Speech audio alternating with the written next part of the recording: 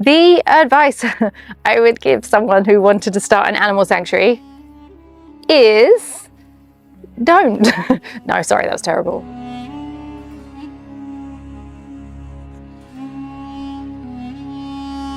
No, you have to have thick skin, and you have to be prepared to never really switch off. It's not a job, it's a lifestyle.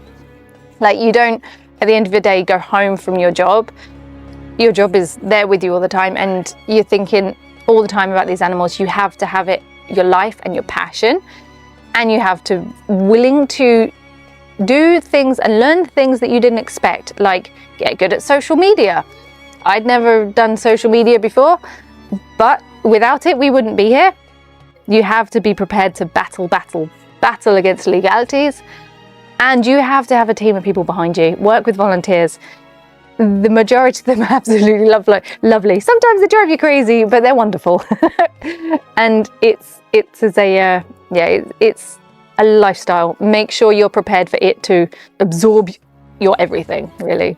So but that being said, I wouldn't do anything else. Would I change? Absolutely not. It does control every aspect of my life, but it's the most rewarding and amazing thing.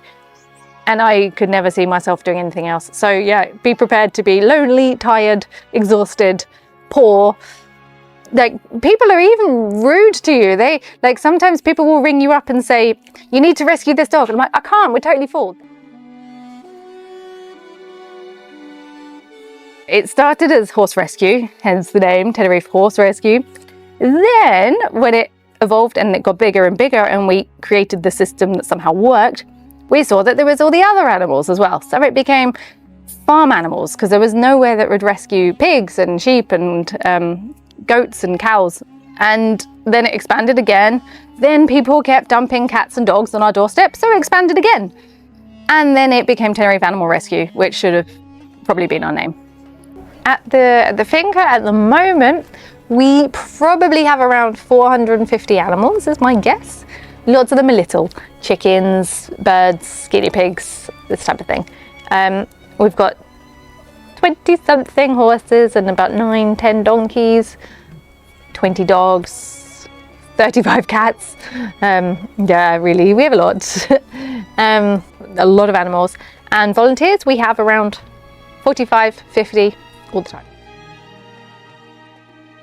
So, challenges of this place is a common question with a really, really boring answer. Sorry. People think it's going to be with the animals and things, which it is. Obviously, some of the challenges is seeing animals really suffering. And I mean, that is, it doesn't get easier, but it's also normal what you expect when you're opening and working with rescued animals.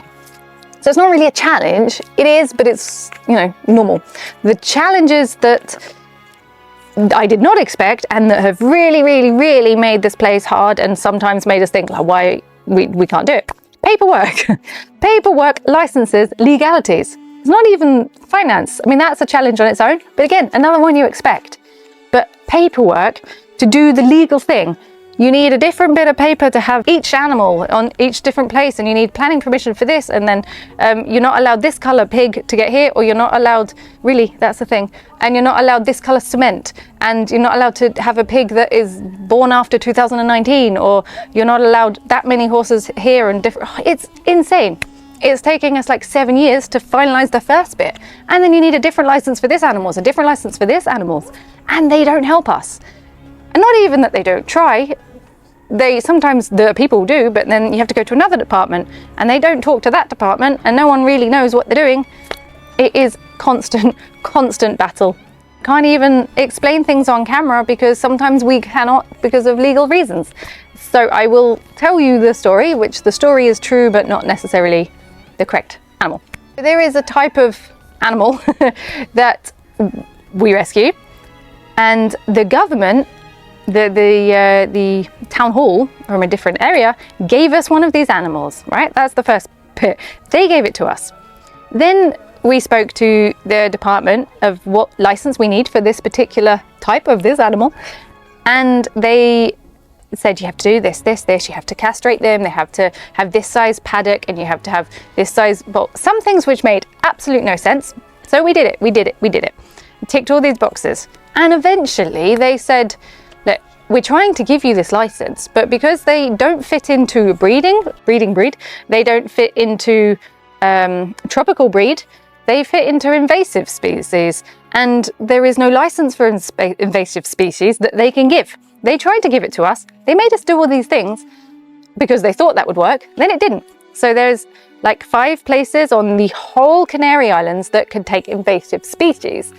So we had to contact these to try and give them away, because we're not allowed to have them.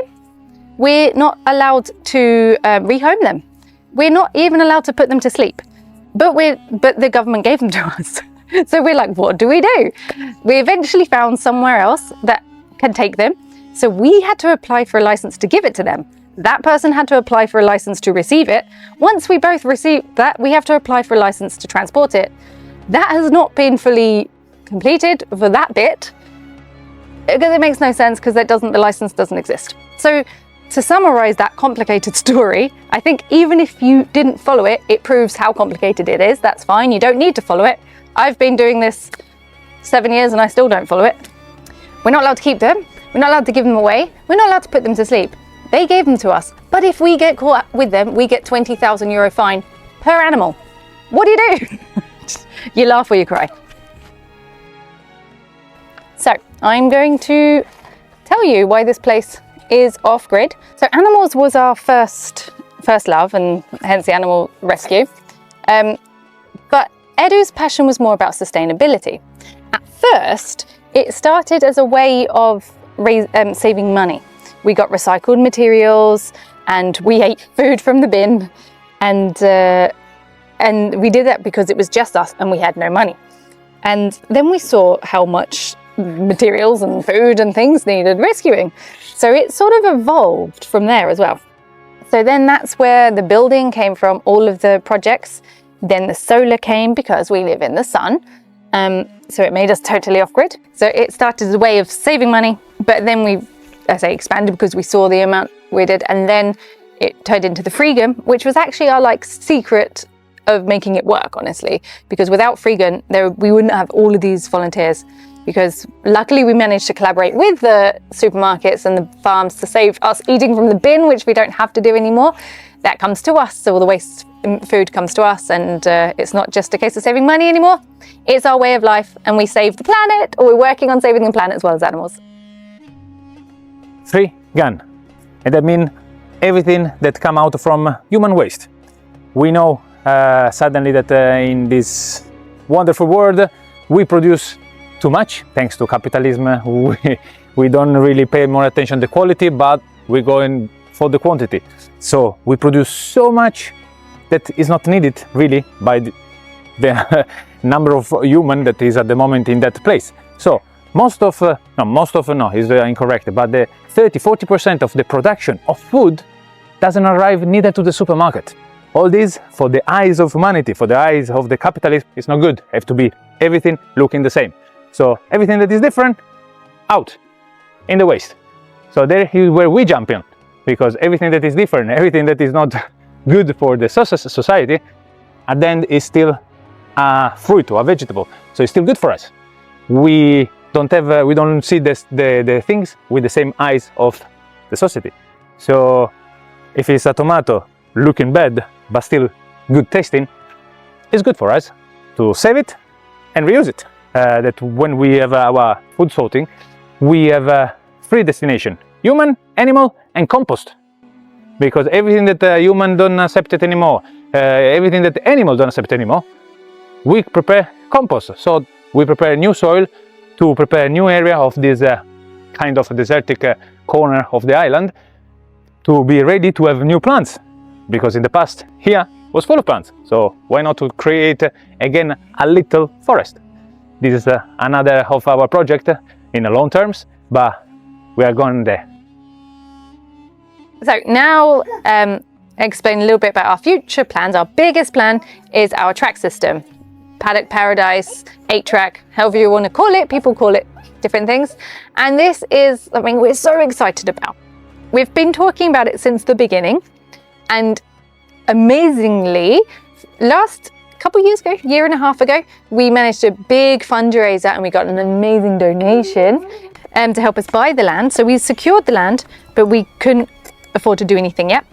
Then this year we had a really, really amazing donation.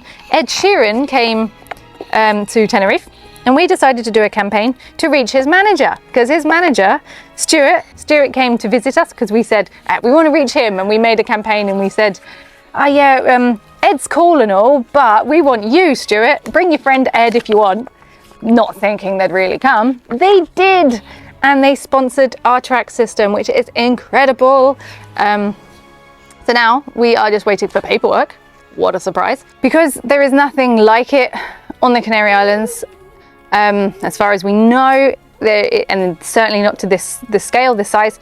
It's going to be life-changing for so many horses, and we're really excited that we are going to be able to offer that, and really grateful that we're from the support of all of our followers and Stuart and Liberty, that we are going to actually be able to make this happen, and really, really a thing.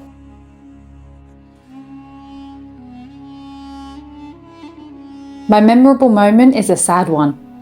But there was something in her rescue that really hit home. Summarise if you haven't seen. Dory is a horse we rescued a few years ago, 2021 probably, something like this.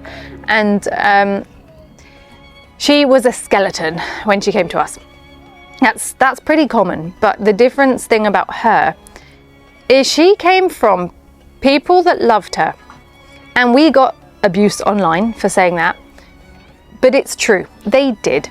And she, there was a young guy, I think he was in his late teens, I suppose, and he owned this horse. And she was used for races and stuff, the normal story. Then she had an accident. She got kicked in the face and broke her jaw.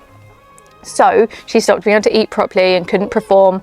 And then she was no good for racing anymore. Again, normal story, sad, that's normal, but it is.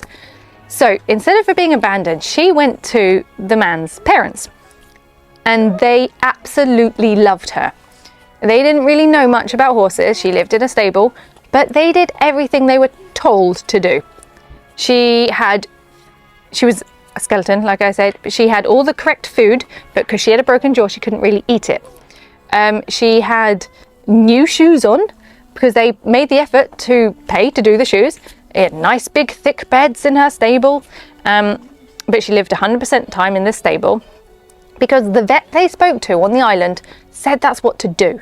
They said, so they did everything and they were absolutely in love with her.